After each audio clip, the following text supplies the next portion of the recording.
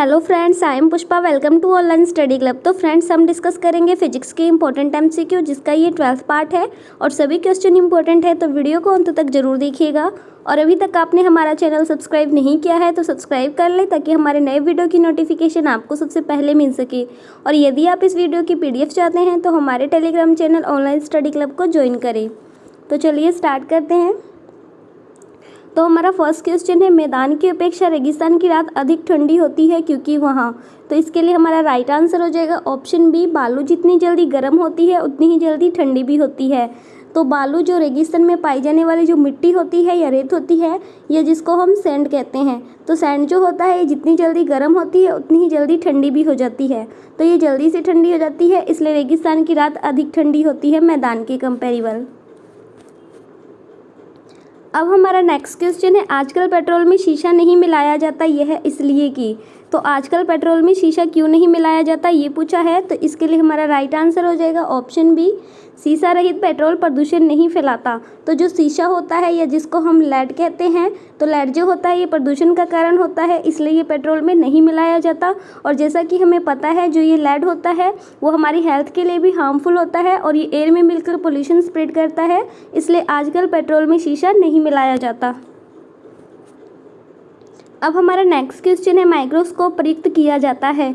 तो माइक्रोस्कोप, जिसको कि सूक्ष्मदर्शी कहते हैं, और ये एक इंस्ट्रूमेंट होता है और इसका यूज़ कहाँ किया जाता है। तो इसके लिए हमारा राइट आंसर हो जाएगा ऑप्शन सी, सूक्ष्म वस्तुएं देखने के लिए। तो सूक्ष्म वस्तुएं, छोटी वस्तुओं को देखने के लिए माइक्रोस्कोप का यूज़ किया जाता है।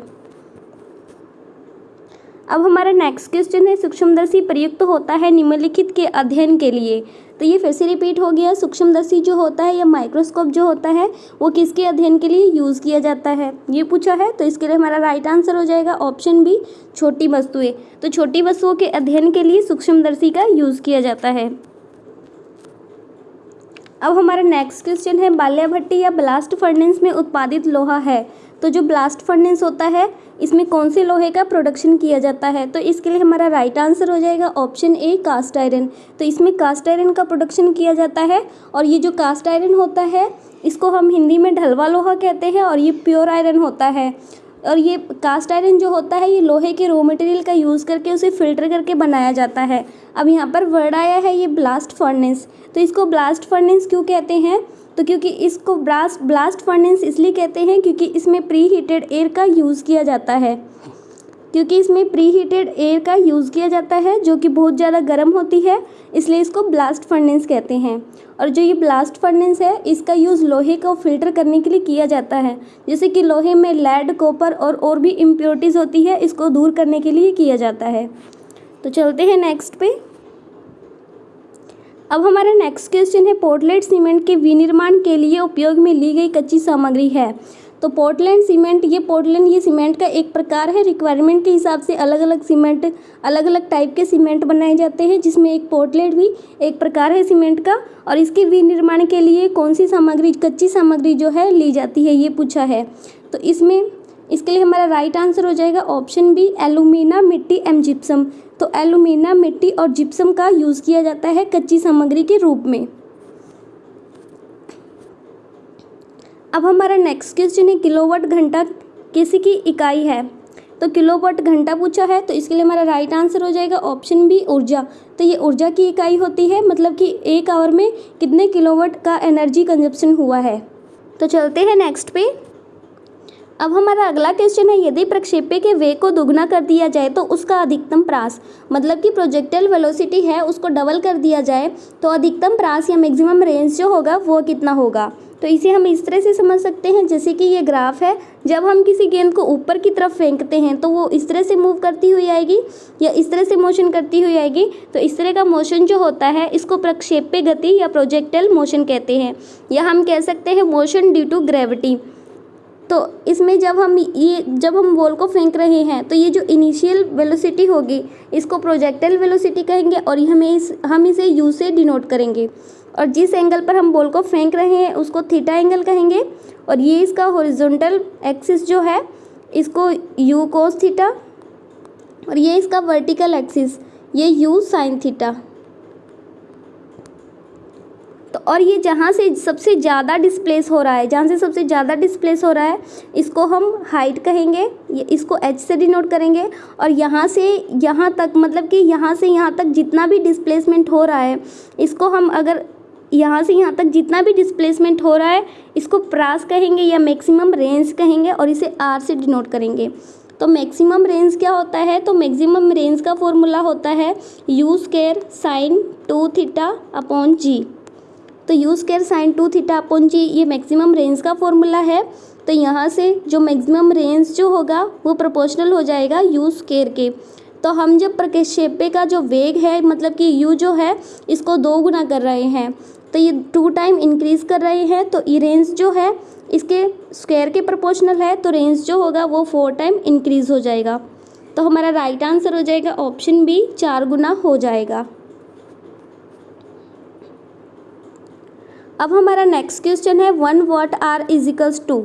तो 1 वाट आर इजिकल्स टू क्या होगा, तो इसके लिए हमारा राइट आंसर हो जाएगा ऑप्शन ए, 3.6 इंटू 10⁻³ जूल, क्योंकि 1 वाट आर इजिकल्स टू होता है 3600 जूल। लेकिन हमें ये ऑप्शन में नहीं दिया हुआ, तो इसको हम फैक्टर करके किलो जूल में लिख सकते हैं। तो हमारा राइट आंसर हो जाएगा 3.6 इंटू 10⁻³ जूल। अब हमारा नेक्स्ट क्वेश्चन है 1000 वाट बराबर है। तो 1000 वाट किसके बराबर है ये पूछा है। तो इसके लिए हमारा राइट आंसर हो जाएगा ऑप्शन बी, 1342 HP या अशव शक्ति के बराबर होता है, क्योंकि 1 HP इजिकल्स टू होता है 746 वोट। तो यहाँ से 1000 वोट कितना आ जाएगा, 1000 वोट इजिकल्स टू हो जाएगा 1000 अपॉन में 746 HP। तो जब हम इसको कैंसिल आउट करेंगे तो 1.34 HP हमारा आंसर आ जाएगा, राइट आंसर। अब हमारा नेक्स्ट क्वेश्चन है कोणीय वेग की बीमा क्या होती है। तो कोणीय वेग की बीमा पूछी है, तो कोणीय वेग को हम ओमेगा से डिनोट करते हैं और इसको MLT फॉर्म में कैसे लिखेंगे, तो इसको हम ओमेगा से डिनोट करते हैं और ओमेगा इज इक्वल्स टू क्या होता है, ओमेगा होता है 2πf। और फ्रीक्वेंसी को हम क्या लिखते हैं, फ्रीक्वेंसी को हम 1/t लिखते हैं।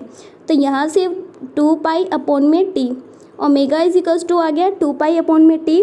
तो जब हम इसको MLT फॉर्म में लिखेंगे तो यहाँ पर मास नहीं है, मास नहीं है, तो ये m की पावर जो होगी वो 0 होगी। और l यहाँ पर लेंथ है, तो लेंथ भी यहाँ पर नहीं है, तो लेंथ की पावर भी 0 हो जाएगी। और जो t है यहाँ पर 1 है, तो ये जब ऊपर जाएगा तो t की पावर होगी वो -1 हो जाएगी। तो हमारा राइट आंसर हो जाएगा option C, m0 l0 t -1। अब हमारा नेक्स्ट क्वेश्चन है 1 हॉर्स पावर का मान किसके बराबर होता है। तो 1 HP या 1 हॉर्स पावर पूछा है, तो हमारा राइट आंसर हो जाएगा ऑप्शन सी, 746 वॉट। तो 1 HP is equals to 746 watt होता है। अब हमारा नेक्स्ट क्वेश्चन है यदि किसी वस्तु पर 10 न्यूटन का बल लगाया जाता है, जिसे लगाने के कारण उस वस्तु के स्थान में 5 मीटर का परिवर्तन हो जाता है, तो उस वस्तु द्वारा कितना कार्य किया गया। तो कार्य पूछा है, तो कार्य क्या होता है, work is equals to force into में डिस्प्लेसमेंट, मतलब बल इंटू में विस्थापन होता है कार्य। और इसको हम यहाँ पर बल कितना लग रहा है, 10 न्यूटन का लग रहा है, और विस्थापन कितना हो रहा है, 5 मीटर का हो रहा है। तो हमारा कार्य क्या आ जाएगा, कार्य आ जाएगा वो आ जाएगा 50 जूल, क्योंकि कार्य को हम जूल में लिखते हैं। तो हमारा राइट आंसर हो जाएगा ऑप्शन सी, 50 जूल।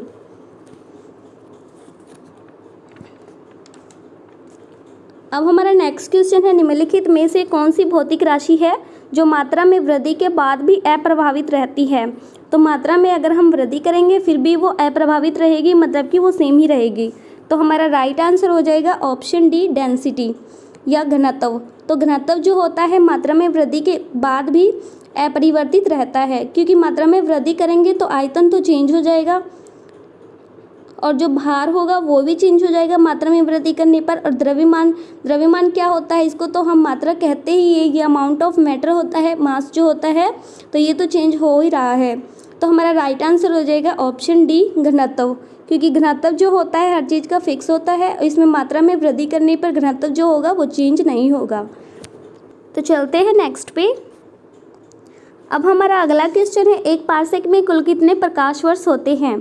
तो पार्सेक में प्रकाश वर्ष पूछा है, तो हमारा राइट आंसर हो जाएगा ऑप्शन बी 3.26 प्रकाश वर्ष। ये 3.26 लाइट ईयर होते हैं एक पार्सेक में। अब ये प्रकाश वर्ष क्या होता है, तो प्रकाश द्वारा एक वर्ष में चली गई दूरी को प्रकाश वर्ष कहते हैं।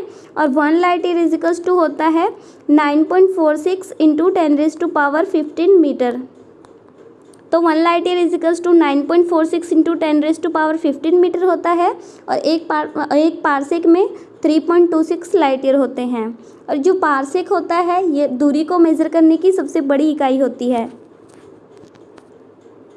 अब हमारा नेक्स्ट क्वेश्चन है, निर्वात में यदि 3 वस्तु लोहा, कागज और पत्थर को गिराया जाए तो पृथ्वी पर कौन पहले आएगा। तो निर्वात में हम गिरा रहे हैं, मतलब कि वैक्यूम में, मतलब वहाँ पर एयर नहीं है या कुछ मतलब कि एक्स्ट्रा पार्टिकल्स भी नहीं है। तो इसमें जो एक्सेलरेशन होगा तीनों के लिए इक्वल ही होगा। तो हमारा राइट आंसर हो जाएगा ऑप्शन डी, तीनों साथ आएंगे। अब हमारा नेक्स्ट क्वेश्चन है, 1 सेकंड पेंडुलम का समय आवर्तकाल या जो टी होता है वो कितना होता है। तो सेकंड पेंडुलम का पूछा है, ये टाइम वाला सेकंड नहीं है, ये इसका नाम है सेकंड पेंडुलम। तो सेकंड पेंडुलम किसको कहते हैं, तो जैसे कि ये अगर एक सिंपल पेंडुलम को देखा जाए तो जब ये पॉजिटिव हाफ साइकिल को 1 सेकंड में कंप्लीट करेगा और अगले 1 सेकंड में नेगेटिव हाफ साइकिल को कंप्लीट कर देगा अगले 1 सेकंड, मतलब टोटल इसमें जो टाइम होगा एक सिंपल पेंडुलम के लिए जो टोटल टाइम होगा वो 2 सेकंड रखा जाता है। तो जब ये 2 सेकंड रखा जाता है टाइम, तो उसको सेकंड पेंडुलम कहते हैं। तो सेकंड पेंडुलम का आवर्तकाल पूछा है, तो आवर्तकाल कैसे निकालते हैं पेंडुलम का, T इजिकल्स टू 2π√L/g। इसे हम आवर्तकाल निकालते हैं तो g यहाँ पर कांस्टेंट है, तो जो t² होगा वो प्रोपोर्शनल L के आ जाएगा, मतलब कि लेंथ की प्रोपोर्शनल आ जाएगा। तो 1 मीटर लेंथ के लिए जो टाइम होगा वो t² रखा जाएगा। तो मतलब कि सेकंड पेंडुलम का टाइम जो होगा वो t के प्रोपोर्शनल, t² के प्रोपोर्शनल होगा।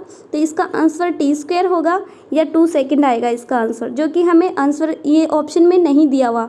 तो हमारा राइट आंसर हो जाएगा ऑप्शन डी, इनमें से कोई नहीं। अब हमारा नेक्स्ट क्वेश्चन है, किसने कहा है एक पिंड विरामावस्था में तब तक रहेगा जब तक कि बाहरी बल पिंड पर कार्य नहीं करता। तो एक पिंड जब तक विरामावस्था में, मतलब कि स्टेबल कंडीशन में रहता है जब तक कि उस पर कोई एक्सटर्नल फोर्स या बाहरी बल अप्लाई नहीं करते। ये किसने कहा था, तो हमारा राइट आंसर हो जाएगा ऑप्शन डी, न्यूटन। तो ये न्यूटन ने कहा था और ये न्यूटन का प्रथम नियम होता है जड़त्व का नियम, या इसे गैलीलियो का नियम भी कहते हैं। अब हमारा नेक्स्ट क्वेश्चन है, वायुमंडल की ओजोन परत हमें किससे बचाती है। तो ओजोन परत किससे बचाती है, तो हमारा राइट आंसर हो जाएगा ऑप्शन ए, अल्ट्रावायलेट किरण से। तो वायुमंडल की ओजोन परत जो होती है हमें अल्ट्रावायलेट रेज से बचाती है। अब हमारा नेक्स्ट क्वेश्चन है, निम्नलिखित में से कौन सी प्रक्रिया वृष्टि का रूप नहीं है। तो वृष्टि का रूप पूछा है, मतलब कि वृष्टि मतलब कि बारिश जो होती है उसका रूप पूछा है। तो हमारा राइट आंसर हो जाएगा ऑप्शन डी, जलप्रपात। तो जलप्रपात जो होता है वो वृष्टि का रूप नहीं होती, ओस, कोहरा और ये जो वर्षा होती है ये सभी वृष्टि का ही रूप है। तो चलते हैं नेक्स्ट पे। अब हमारा ये पिछली वीडियो का क्वेश्चन है, धूप में उपयोग होने वाले छाते के रंग होने चाहिए। तो हमारा राइट आंसर हो जाएगा ऑप्शन बी, ऊपर सफ़ेद और भीतर की ओर काला। तो धूप में उपयोग होने वाले छाते जो होते हैं इनके रंग ऊपर से सफ़ेद और नीचे से काले होने चाहिए, क्योंकि सफ़ेद रंग जो होता है वो सभी रेडिएशंस को रिफ्लेक्ट करता है। तो धूप में जो भी रेडिएशंस होंगी, जैसे अल्ट्रावायलेट रेज होगी, हीट हो गया, ये इन सभी को रिफ्लेक्ट कर देगा सफ़ेद रंग। और जो काला रंग होता है ये सभी रेडिएशंस ऑब्जर्व करता है। तो जो काला रंग होगा तो ये रेडिएशंस, जो बाकी बचे रेडिएशंस होंगे जैसे एयर हो गया या मॉइस्चर हो गया, इन सभी को ऑब्जर्व करेगा। तो जिनका बी आंसर था उनका राइट है। और सबसे अच्छी एक्सप्लेनेशन जो थी नीतीश सोनी सर की थी। और क्वेश्चन में किसी भी तरह का डाउट हो तो आप मुझसे कमेंट करके पूछ सकते हैं। अब हमारा आज का क्वेश्चन, तो हमारा आज का प्रश्न है, अभिकेंद्रीय बल सदैव कार्य करता है। तो अभिकेंद्रीय बल किस पर कार्य करता है ये बताना है। तो इसका रिप्लाई आप मुझे कमेंट बॉक्स में करेंगे और क्वेश्चन का रिप्लाई सभी स्टूडेंट करें जो भी मेरी वीडियोस देखते हैं। इससे आपका रिवाइज होता है और डाउट भी क्लियर होते हैं। तो आज के लिए इतना ही। Thank you guys. वीडियो अच्छी लगी हो तो लाइक करें, कमेंट करें एंड सब्सक्राइब करें।